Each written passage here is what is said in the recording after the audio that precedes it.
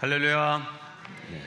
우리 호산나 찬양대의 찬양과 신뢰학단의 연주 하나님께서 기쁘게 받으신 줄로 믿습니다. 장마와 무더운 더위가 계속되고 있는 가운데 우리 성도님들과 모든 가정 식구들 다 영육간에 강건하시기를 주님의 이름으로 축복합니다. 예언서를 읽다 보면 힘들 때가 참 많습니다. 왜냐하면 백성들의 죄를 적나라하게 고발하며 나라의 멸망을 냉정하게 선포하는 이 예언자들의 언행이 아주 거칠기 때문입니다. 오늘부터 다시 살펴보게 될 이 에레미야서는 예언서 중에서도 둘째가라면 서러워할 만큼 부정적이고 파괴적인 독설로 가득 차 있습니다. 이런 직설적인 책망은 듣는 이스라엘 백성들과 특별히 종교 지도자들의 마음을 불편케 했습니다. 오죽했으면 에레미야에게 권고를 했지만 하나님의 말씀을 선포하기를 그치지 않자 제사장들이 이 에레미야를 때리고 또 목에 나무 고랑을 채워 감옥에 가두기까지 했겠습니까? 그러나 이러한 핍박에도 불구하고 에레미야는 이스라엘을 향한 저주와 재앙의 선포를 중단하지 않았습니다. 그러면 왜 에레미야는 이렇게 독선적인 길을 가야만 했을까요? 그것은 자신에게 임한 하나님의 말씀 때문이었습니다. 에레미야서에 가장 많이 나오는 어구 세 가지가 있습니다. 하나님의 말씀이니라. 하나님께서 이와 같이 말씀하셨다. 하나님의 말씀이 에레미야에게 임하였다 하는 이런 구절입니다. 그러니까 에레미야는 지금 내 생각을 말하는 것 아니고 여호와의 말씀 그대로를 전하는 것이다, 이렇게 강조하는 것이죠. 그래서 에레미야는 늘 성경 한 구절을 말할 때 한 번 내지는 두 번 꼭 여호와의 말씀이다, 여호와께서 말씀하셨다, 이렇게 얘기하고 절대로 자기의 말이 아님을 강조합니다.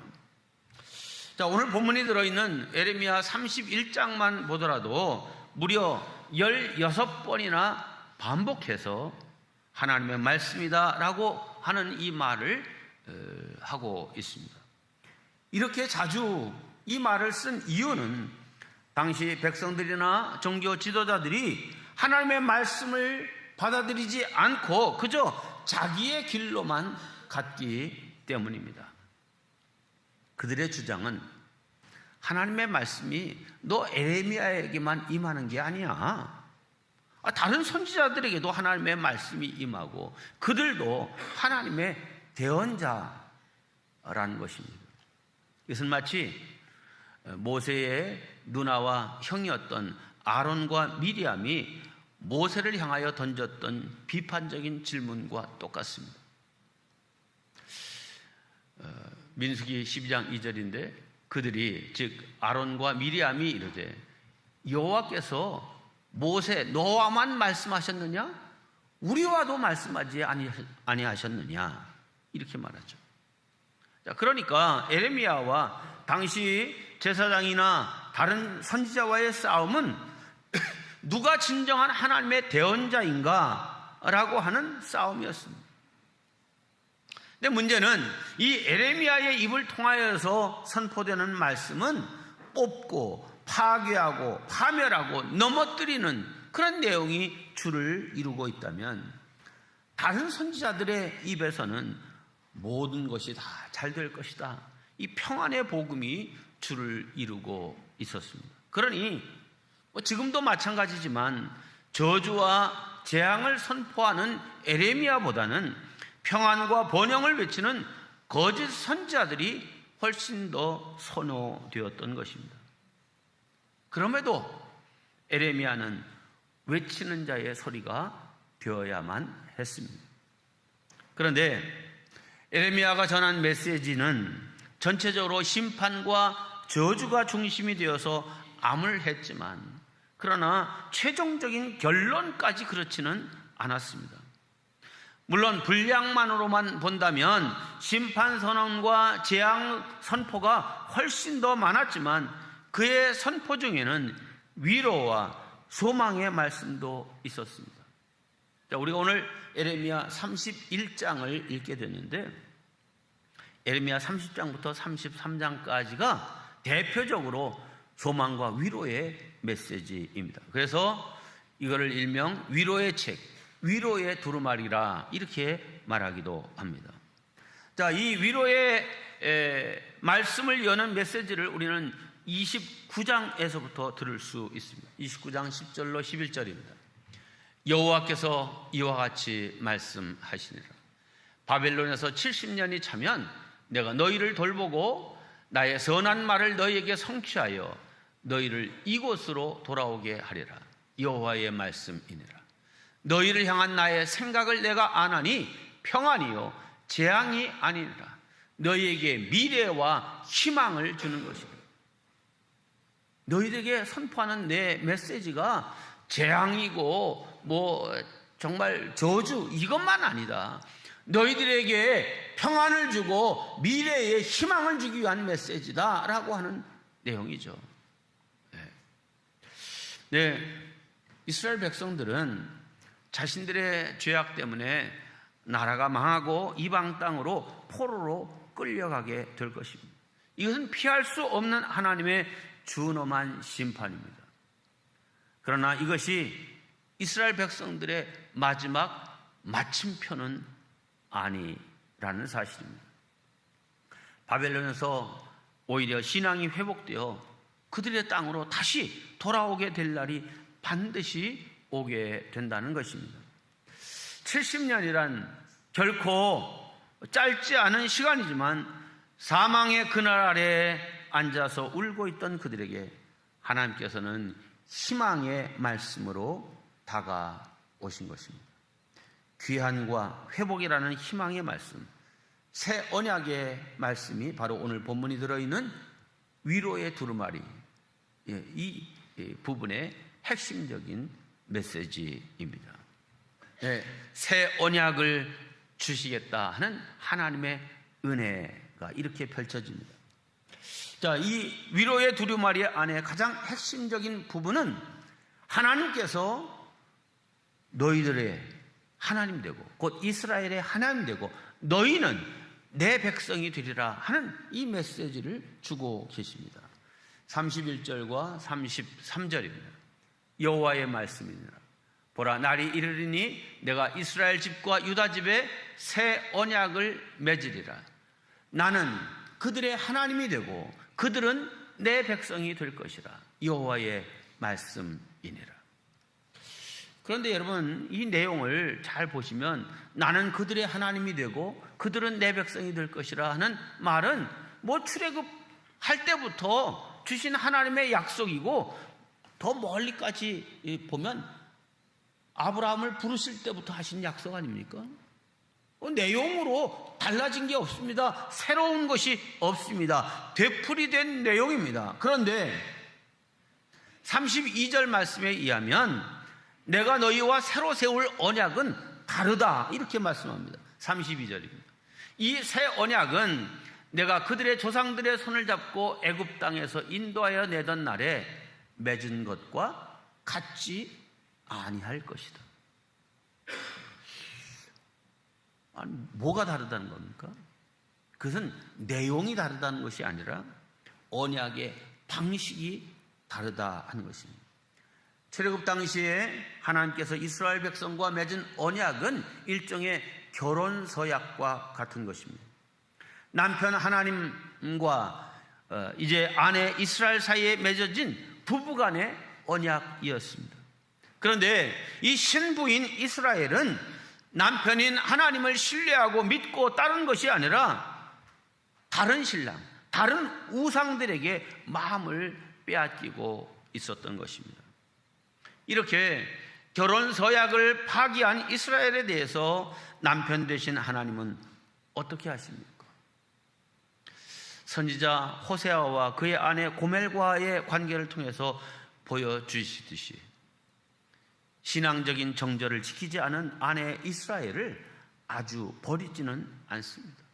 어떻게든 다시 데려와 부부로 살려고 애를 쓰십니다. 자, 그러니까 지금 새 언약을 맺으려는 대상이 전혀 새로운 사람이 아니라 변하지 않고 그냥 똑같습니다.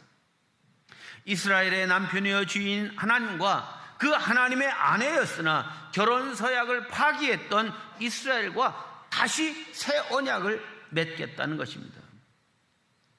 사실 하나님께서는 이스라엘이 결혼의 서약을 파기하고 다른 남자에게로 갔기 때문에 이스라엘을 그냥 버릴 수도 있었습니다. 즉 이스라엘을 버림받은 아내로 살게 하실 수도 있었습니다. 그러나 하나님께서는 일편단심으로 이스라엘을 끝까지 사랑하십니다. 당신을 버리고 간 여인임에도 하나님께서 좋아하시는 여인이라 부르시며 또다시 아내로 맞아 드리고자 하는 겁니다. 이것이야말로 말할 수 없는 하나님의 사랑입니다. 이렇게 새 언약으로 다시 부부가 되는 하나님과 이스라엘의 관계를 이사야는 이렇게 표현하고 있습니다. 62장 4절입니다. 다시는 어느 누구도 너를 두고 버림받은 자라고 하지 않을 것이며. 자, 생각해 보세요. 이스라엘 백성들이 지금 포로로 끌려갑니다. 나라가 망했습니다. 그러니까 주변 사람들이 뭐라고 얘기합니까?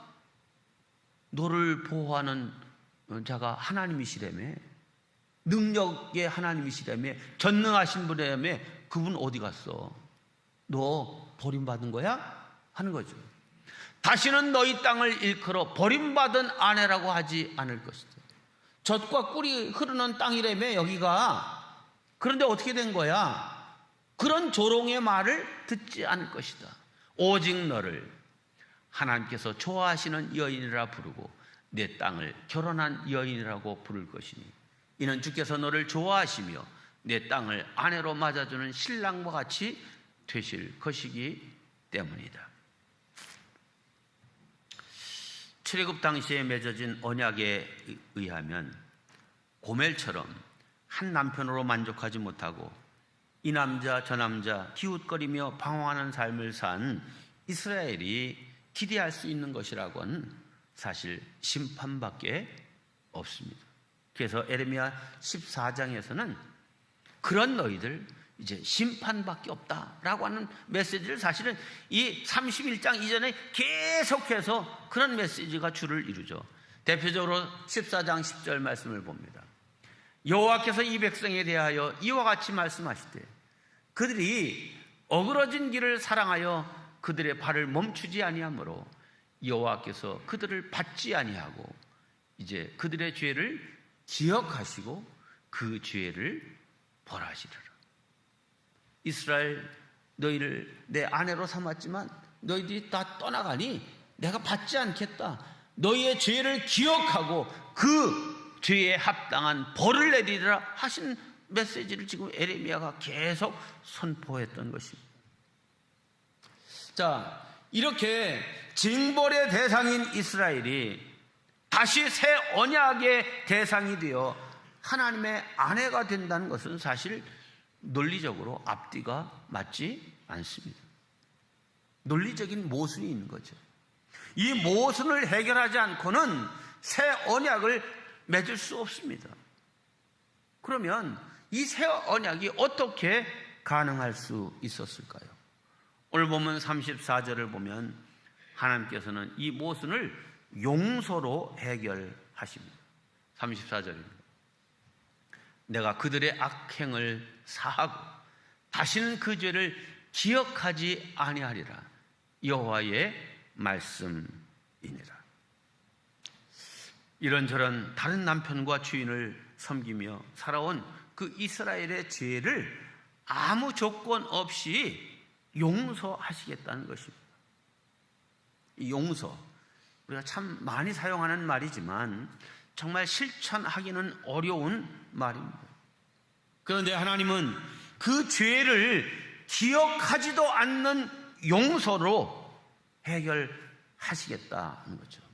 다시 말해 이스라엘의 죄를 낱낱이 기억하여 그에 상응한 벌을 내리겠다고 하셨던 주님께서 지금 이제 너희들의 죄를 기억하지도 않고 다 잊어먹겠다 하시는 것입니다. 하나님께서 스스로 이렇게 모순의 길을 걸으시며 이스라엘 백성에게 새로운 희망의 문을 열어주시는 것입니다. 그렇습니다. 하나님의 기억하지 않는 용서의 은혜 때문에 하나님과 이스라엘 사이에 새 언약은 가능하게 되었습니다. 이것이 복음입니다. 성도 여러분, 하나님의 기억하지 않는 용서 때문에 탕자가 돌아올 수 있었고, 하나님의 기억하지 않는 용서 때문에 우리도 주님께 나아올 수 있는 것입니다. 베드로가 예수님께 나와서 이렇게 질문합니다. 예수님, 형제들이 우리에게 잘못하면 몇 번이나 용서해야 됩니까? 7번 하면 됩니까? 라고 묻죠. 베드로가 생각하기에는 7번이라고 말하면 굉장히 많은 용서를 해준 것이라 생각하고 말한 거죠. 그때 예수님이 뭐라고 말씀하십니까? 7번씩 70번이라도 해야 한다, 이렇게 말씀했습니다. 이 예수님의 말씀은 77이 49, 490번까지는 용서해야 된다 하는 그런 말씀이 아닙니다. 사실 490번 용서할 수 있어요? 할 수 없습니다. 어떻게 해야 용서가 될 수 있습니까? 그 용서한 죄, 그것을 기억하지 않아야 용서할 수 있습니다. 용서는 하되 기억한다면 사실 베드로가 제안했던 7번까지도 용서할 수 없습니다. 그렇습니다.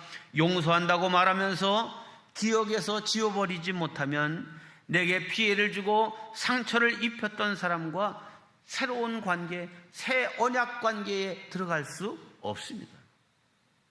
그런데 남편 되시는 하나님께서는 부정한 아내 이스라엘과 새로운 언약을 맺으시면서 모든 죄를 기억조차 안 하고 용서하시겠다는 것입니다.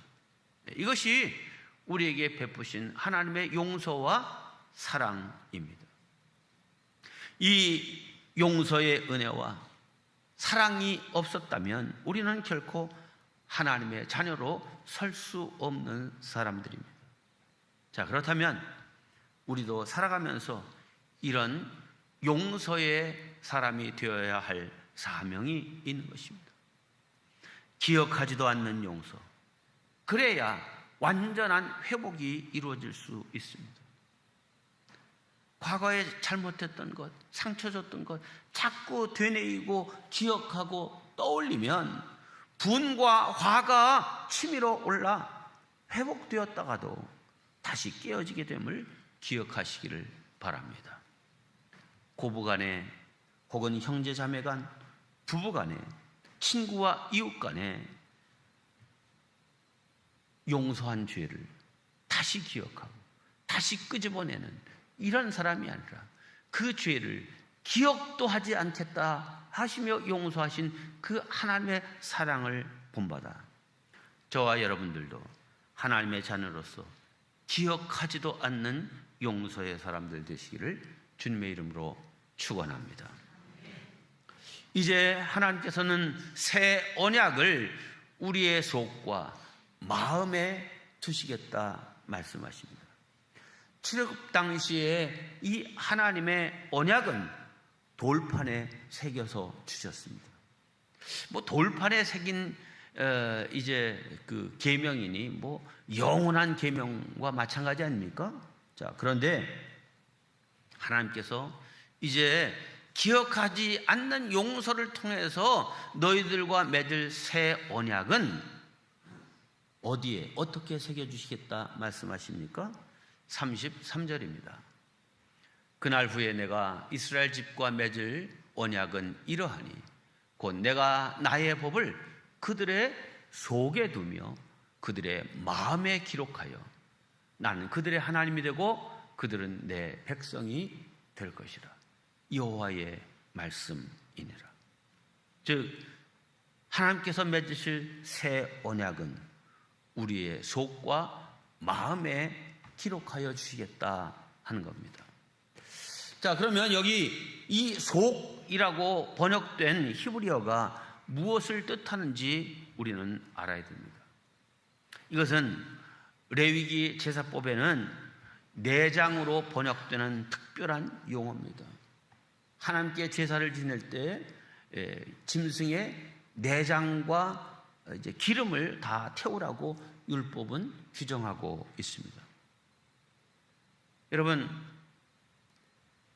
이 내장을 태운다, 속을 태운다라고 할 때 그냥 물리적으로 이 창자와 이런 것들 또 속의 기름 이거 태우라는 거구나라고 하는 그런 단순한 말이 아닙니다.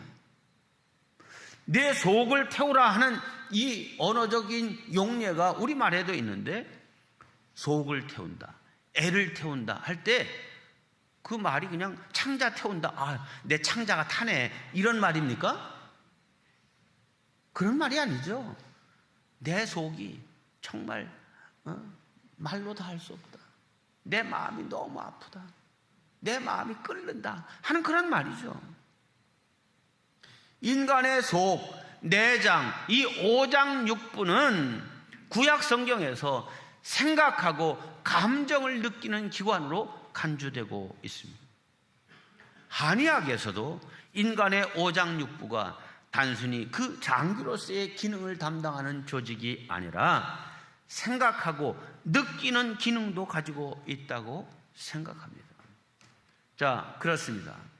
그러니까 하나님의 언약, 하나님의 말씀을 내 속에, 내 마음에 두겠다라고 하는 말은 내 삶 전체에 새기겠다라고 하는 그런 말씀입니다. 그러니까 성경을 읽는 것을 머리로 아는 것에서 그쳐서도 안 되고 그냥 마음에 깨닫는 것으로 족해서도 안 됩니다. 말씀을 내 배에 넣으며 창자에 채우는 것이 되어야 합니다. 이것을 에레미야는 오늘 본문에서 우리의 속에 두며 마음에 기록하는 것으로 이제 표현했습니다. 하나님은 에스겔서를 통해서 이것을 좀 더 구체적으로 말씀하셨습니다. 에스겔 3장 1절로 3절입니다.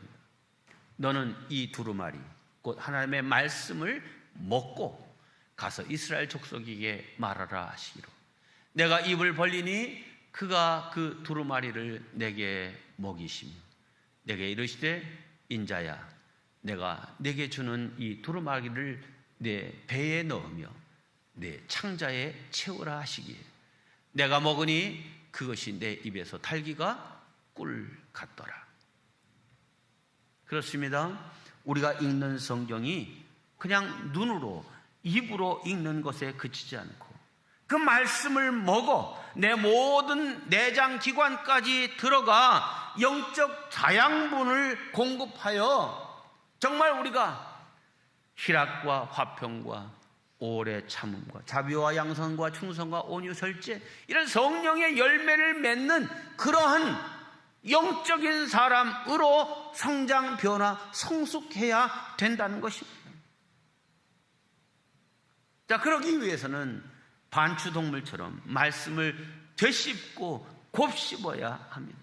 그럴 때 말씀의 진미가 우리의 오장육부에 제대로 스며들게 되고 말씀의 깊은 맛으로 우리의 체질이 변화되는 것입니다.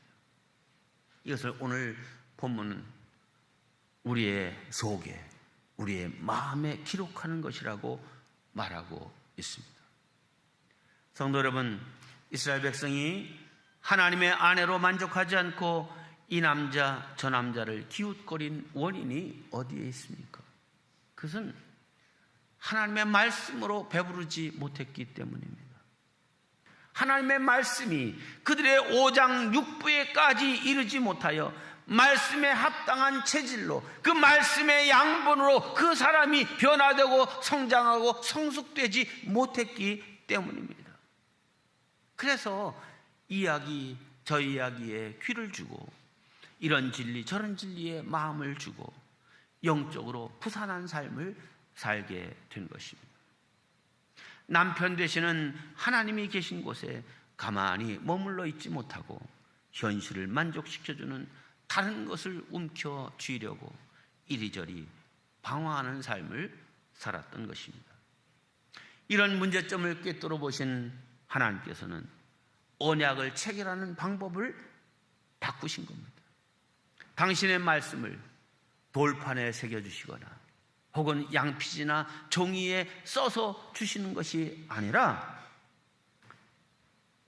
우리의 속에, 우리의 마음에, 우리의 내장에, 우리의 오장육부에 기록하는 방법으로 새로운 언약을 체결하신 것입니다. 자, 그러면 이렇게 속과 마음에 하나님의 말씀을 둔 사람들은 어떤 존재로 바뀌어지게 됩니까? 그는 하나님을 참으로 아는 자가 됩니다. 여기서 제가 아는 자, 알미라고 하는 말은 머리로 생각하기 전에 저절로 자연적으로 몸으로 알고 느끼는 것을 말합니다. 직관적으로 하나님에 대해서 알게 되는 것입니다. 이런 직관적인 알은 모든 복잡한 것을 소화시켜서 지극히 평범한 알므로 소화시키고 단순화시킵니다. 그래서 오늘 본문 34절을 보면 이렇게 말씀합니다. 34절입니다. 너는 여호와를 알라 하지 아니하리니. 그냥 하나님 알기 위해서 성경을 더 암송해야 돼, 외워야 돼, 읽어야 돼, 더 이상 할 필요가 없다는 거예요. 이는 작은 자로부터 큰 자까지 다 나를 알기 때문이라. 이 무슨 말입니까? 하나님의 말씀을 잘 알고 그 말씀대로 사는 사람은 그 성경이 글로 쓰여져 있기 때문에 석박사가 되어야 그 말씀을 정확하게 이해하고 해석하고 알아서 그 말씀대로 살게 되는 것이 아니다라는 말이에요. 난 놓고 기억자도 모르는 정말 학문이 전혀 없는 사람일지라도 하나님의 말씀을 들어 아멘, 그 말씀이 나에게 주신 말씀입니다 라고 받아들이고 마음에 새기는 사람은 무슨 글씨를 통해서 하나님의 마음을 아는 것이 아니라 하나님을 그냥 단순하게 알게 돼요. 그래서 어떻게 살아가는 것이 그리스도인다운 삶이고 어떻게 살아가는 것이 하나님께 영광이 되는 삶인지를 그냥 단순하고 쉽게 알게 된다는 것입니다. 그래서 많이 배운 자든 배우지 않은 자든 사회적으로 큰 자든 작은 자든 상관없이 하나님을 잘 알고 또 그렇게 사는 자가 된다는 것입니다. 이런 직관적인 알을 가진 사람은 그 아는 것이 곧 삶이요, 삶이 곧 아는 것입니다. 암과 삶이 따로 분리되지 않습니다. 이런 단계에 이르면 기억하지 않는 용서, 그거 어떻게 해? 생각해봐. 얼마나 그가 준 상처가 큰데 내가 어찌 그것을 잊어버릴 수 있어? 그 하나님이 하실 수 있는 일이지. 이렇게 판단하고 생각했던 것을, 그래, 하나님께서 나를 용서하시고 사랑하시고 내 지은 죄 다 용서하시는 하나님이라면 나도 잊어버릴 수 있지, 나도 용서할 수 있지. 이런 사람으로 자연스럽게 변화되는 것입니다. 사랑하는 성도 여러분, 저와 여러분도 성경을 그냥 책으로 알거나 머리로 알거나 깨닫는 정도가 아니라 그 말씀이 나의 몸이 되고 살이 되고 피가 되어 나 자신이 말씀의 존재가 되어야 합니다. 그러면 자연스럽게 내 삶에서 그리스도의 향기가 발산되고 하나님의 빛이 드러나는 그런 참 그리스도인이 되게 되는 것입니다. 우리 속과 마음에 당신의 말씀을 두기를 원하시는 하나님께, 네, 주님, 그렇게 살겠습니다 고백해서 새 언약의 관계에 들어가고 영적 성숙의 경지로 나아갈 수 있는 저와 여러분 되기를 주님의 이름으로 축원합니다.